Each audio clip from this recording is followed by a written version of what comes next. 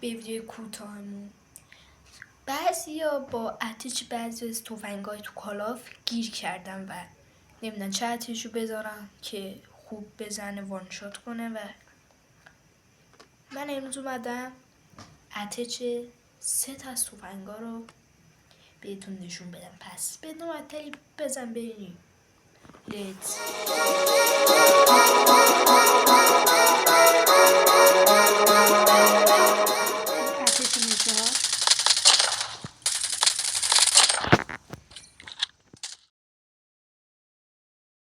این تفنگ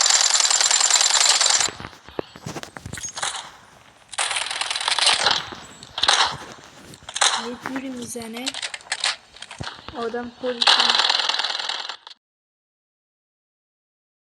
آقا بریم با هم اتش این تفنگی رو هم